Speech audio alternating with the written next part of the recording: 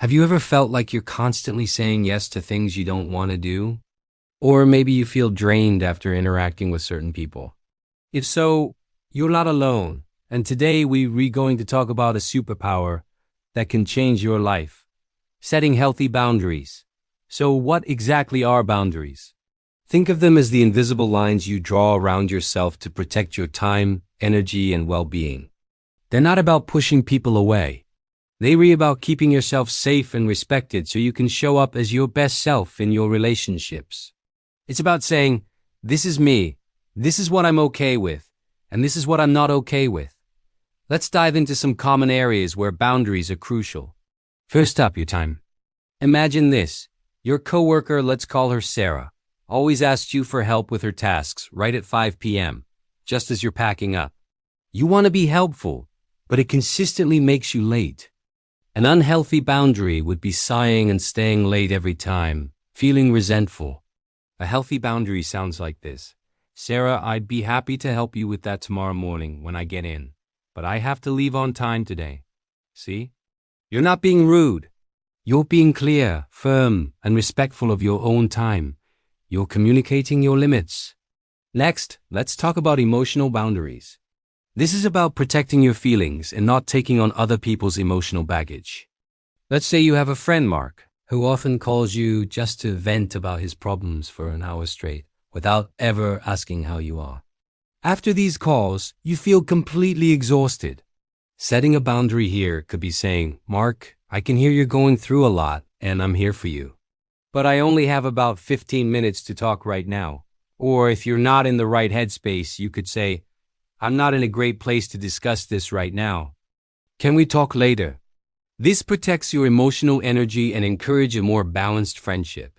It's not your job to be a constant emotional sponge for others, especially if it's a one-way street. Another big one is physical boundaries. This involves your personal space and your body. It's about deciding who can touch you, how close they can get, and when. It's perfectly okay to not want hugs from everyone. You can simply say, I'm more of a handshake person, or offer a high five instead. Your body is your own, and you get to decide the rules. This is especially important in social gatherings where you might feel pressured to accept physical contact you're really not comfortable with. A simple step back or a clear statement can make all the difference. Now, let's look at a scenario at home. Maybe your family has a habit of dropping by unannounced. You love them, but sometimes you just need your downtime. Letting this go on can build resentment.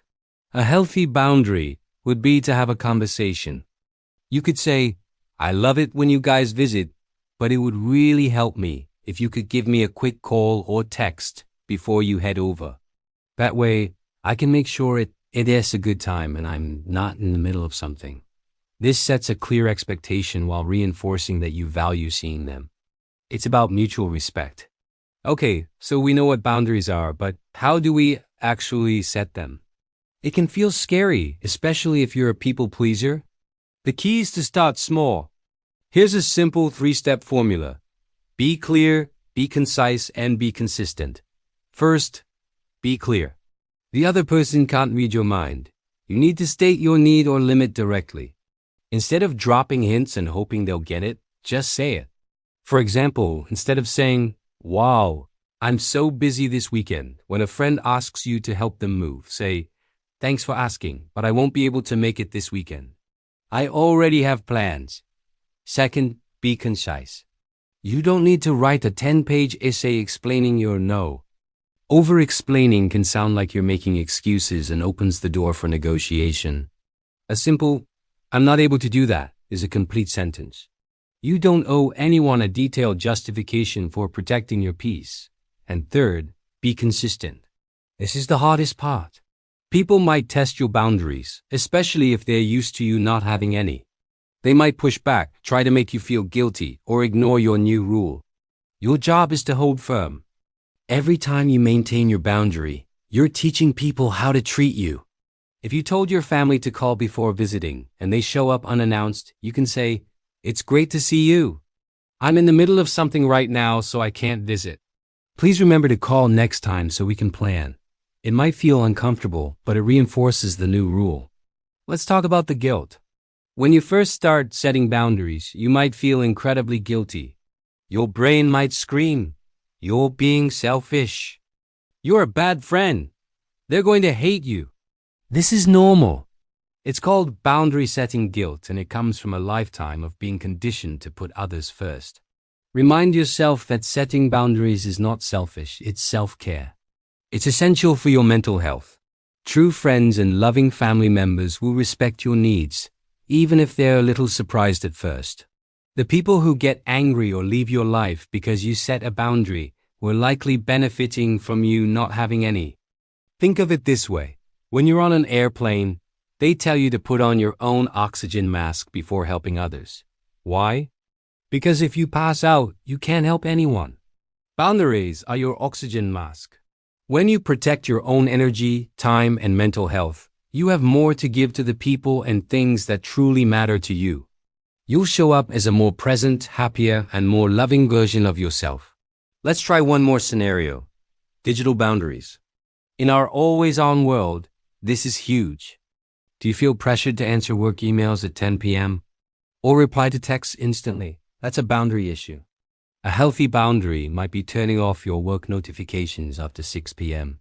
You can even put it in your email signature. Please know that I respond to emails between 9 a.m. and 6 p.m. Monday to Friday. For friends, it's okay to not reply to a text immediately. You're allowed to be present in your own life. Let's say a friend gets upset that you didn't reply for 2 hours. You can say, "Hey, when I'm at dinner with my family, I put my phone away. I'll always get back to you when I can." This communicates your priorities without being apologetic. Remember, this is a skill. It takes practice. You won't be perfect overnight. There will be times you slip up, say yes when you meant no, and feel that familiar resentment creep in. That's okay. Just notice it and try again next time.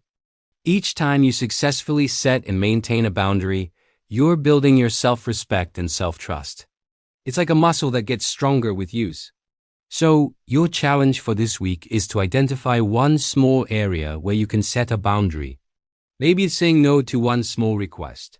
Maybe it's taking 30 minutes of uninterrupted time for yourself. Maybe it's not answering a text right away. Start small, practice the clear, concise, consistent formula, and notice how you feel. You might be surprised at how empowering it is. Setting boundaries is one of the greatest acts of self-love. It's a declaration that you matter. Your needs matter, your time matters, and your peace matters. By honoring yourself, you create healthier, more respectful, and more fulfilling relationships with everyone around you. Thank you so much for watching. If this video was helpful, please give it a thumbs up and consider subscribing for more content on living a happier, healthier life. Let me know in the comments what your experience with setting boundaries has been. I'd love to hear from you.